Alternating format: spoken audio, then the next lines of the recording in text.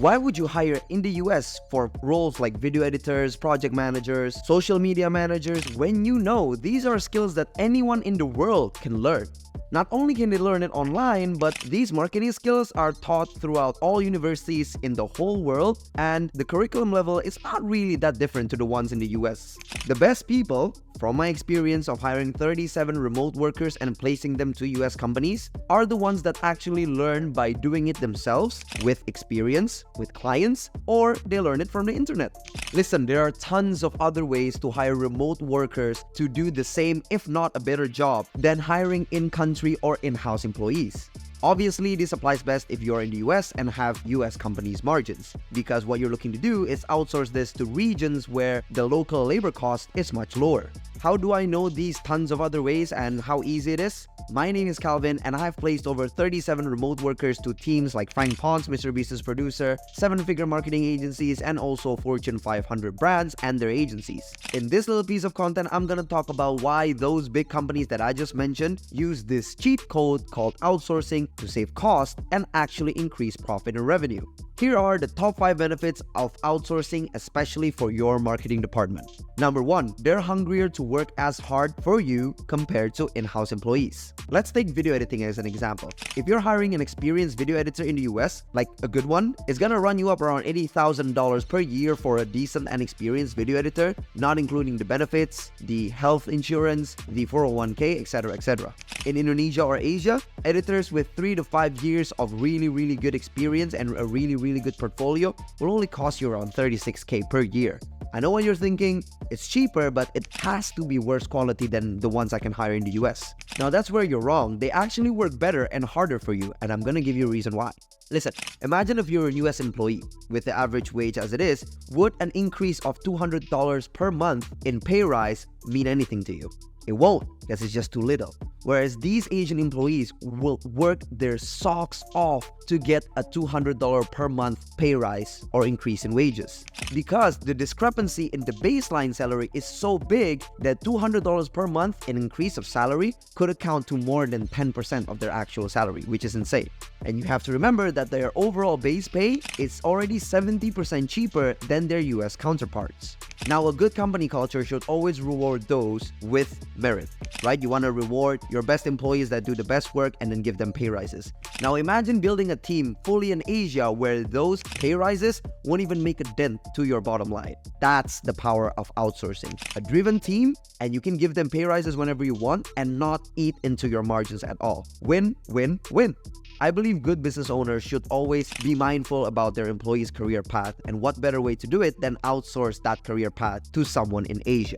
Number 2, you save 70% of cost. Now, this is the big elephant in the room. Obviously, it's much cheaper to hire someone in Asia, like Indonesia, Philippines, compared to hiring someone in the US. 70% cheaper, like 65% to 75%. This is one of the top reasons you would want to do this, because you save a lot of money, and that money you save goes to your bottom line, aka your own pockets. Not only their base salary, please consider their health benefits, their 401k, those insurance, dental benefits, the whole lot. Not to mention, severance can actually make or break a business if you overhire during months of high revenue and you can't sustain it for a medium term or a long term projection. With a company like mine, for example, full fine, you don't need to pay severance. Just give 1 month notice and then you can either let the employee go or find another one to suit what you like. Do you see how you're not only saving a lot of money, but a lot of headache as well? Especially useful if you already have an internal team in the US and you just want to outsource like tasks like video editing, graphic design to an outsourcing team or someone in Asia without you worrying about their health benefits, 401k, blah, blah, blah. This will help your HR team a lot and give them that well-needed break from managing your own internal employees. Number 3, they have a better attitude. Bit of a backstory, I've worked with clients around the world, like in the US, Europe, Asia, and yes, cost is a big consideration when hiring someone, but attitude is actually one of the biggest factors at play next. And one of the core reasons that my clients have decided to outsource their video editing to my company instead of hiring it in-house themselves are actually not only cost, but attitude. Like, I hear it from my clients, a lot of the new US workforce have become entitled. This is not even my opinion, it's my client's story. I'll tell you the story right now. One of my clients used to have this video editor in the US paying US rates, and that video editor was responsible for 3 clients. Now, at a given day, my client needed to deliver those 3 videos for those 3 clients by the end of day. And the video editor in the US worked 9 to 5 US time or EST. Now, at 4 p.m., 2 of the videos have been delivered, but the third one required a revision that was probably going to take like 20 or 30 minutes. But the revision was only sent in at 4:50 p.m., which is 10 minutes from the employee's finishing time. The revision was so easy, but you know what happened? At 5 p.m. EST exact, the video editor stopped replying and an automated message saying that he is done with his shift. On the dot, don't even want to do an extra 10 minutes above his working shift for a 20-minute revision that could really help the agency deliver the clients the results on time.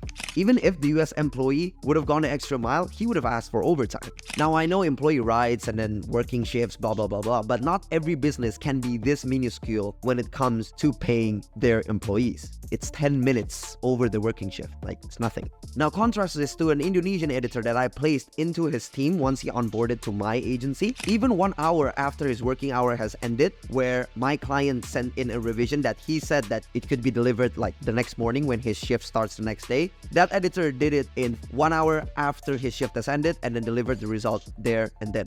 These little stuff matter when you're scaling up, especially if you're an agency with multiple clients. These stuff matter. This is the difference in attitude. In Asia, we believe, especially if you have the privilege of working for a US company, that you can't be too stingy or calculated with your working time. Sure, if they do 7 days of overtime in a row, then that means you're like a really immoral business owner. But once in a while, going over the working hours to make sure the agency or your company is thriving because you want to deliver the client's results on time, they will do it. This is one of the big reasons that you should outsource because of this attitude, especially if you're a growing company that doesn't have as neat of a structure as like a Fortune 500 company, for example. Number 4, it betters their life and is a point of pride. A lot of people will watch this video and think, what kind of sweatshop business are you running, paying people $15 to $20 per hour for work? First of all, that is a lot of money in the local currency. That's more than what local managers and even lawyers make here in Indonesia. And I know because I used to work in a law firm once. Your local employees here in Indonesia, your outsourced employees, can buy houses, can buy a car, feed their family, and even have savings left over at the end of the month, just because you paid that $20 per hour. Not only are you saving costs for your company, increasing your profit, but you're actually providing a better life for someone tens of thousands of kilometers away and actually giving food to their family. A better life than they could have lived if they had worked in a local company.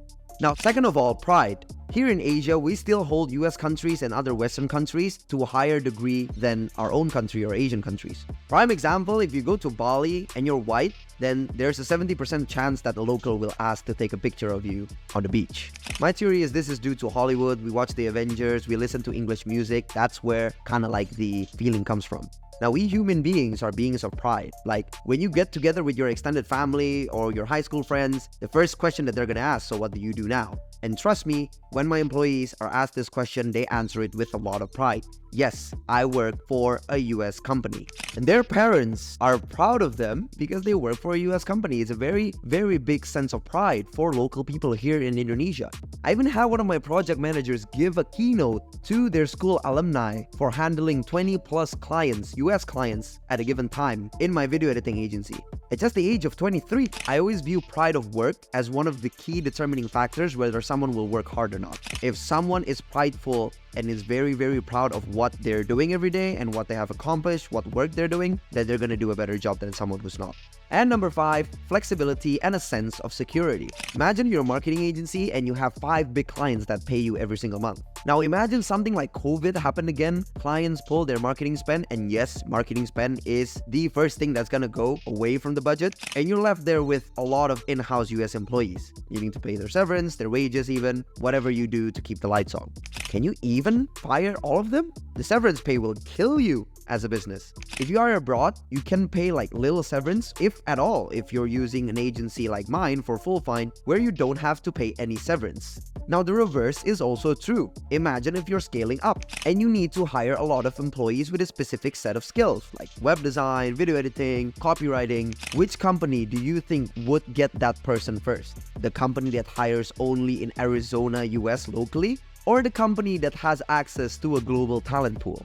Answer is pretty clear. So outsourcing not only gives you better profit margins, lower costs, helps you drive more revenue, but it actually helps you sleep better at night. And that's it. Those are the top 5 reasons why someone would hire or outsource to Asia.